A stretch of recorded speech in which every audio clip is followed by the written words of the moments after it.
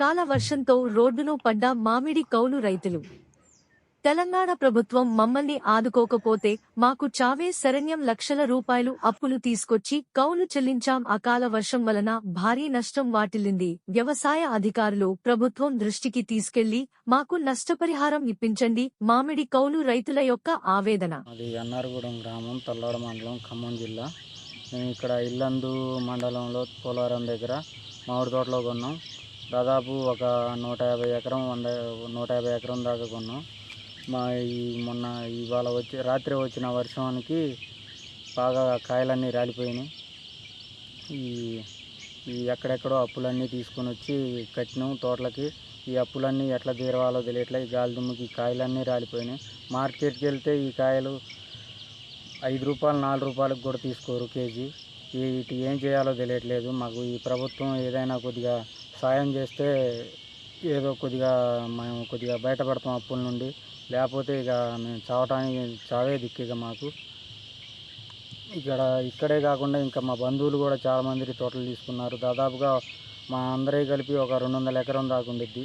ఈ 200 ఎకరాల్లో దాదాపుగా ఒక 50 టన్నులు కాయ రాలిపోయి ఉండిద్ది.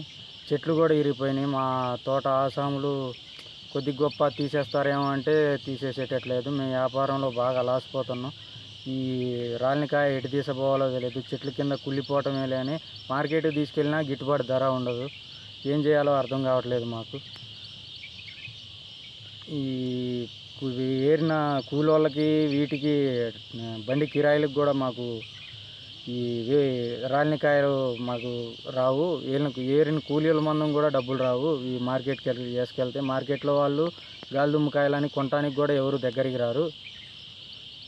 చేసేదేం లేదు. ఏదైనా కానీ ప్రభుత్వమే చూసుకోవాలా. కొద్దిగా గొప్ప మాకు సాయం చేస్తే కొద్దిగా మేము అప్పుల నుండి కొద్దిగా బయటపడతాం.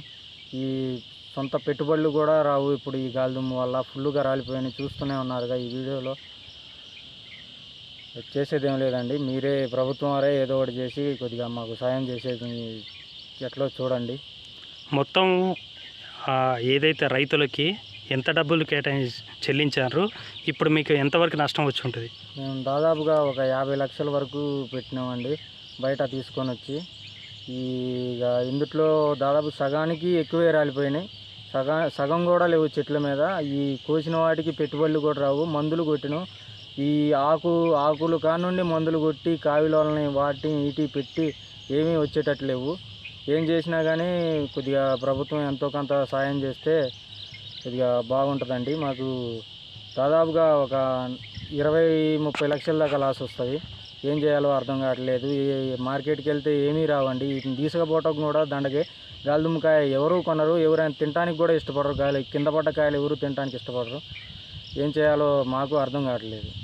ఏదైతే ఈ వ్యవసాయానికి సంబంధించిన అధికారులు కొద్దిగా మా తోటలలోకి వచ్చి కాయలన్నీ రాలిని చూసి కొద్దిగా ప్రభుత్వానికి చెప్తే మాకు ఎంతో కొంత సాయం చేసిన వాళ్ళు అవుతారు. కొద్దిగా బాగా ఇబ్బందిగా ఉంది. ఏం చేయాలో అర్థం కావట్లేదు. మాకు ఎటు ఏ మార్కెట్కి తీసుకెళ్ళినా కానీ రాలిన కాయలు ఎవరు కొనరు. కొద్దిగా ఇది ప్రభుత్వం దాకా తీసుకెళ్ళేటట్టు అధికారులు చూస్తే అదే కొద్దిగా మేలు చేసిన వాళ్ళు అవుతారు. మాకు ఏదైనా కానీ మీతోనే ఉంది. ప్రభుత్వం ఏది చేస్తే ఇక అలా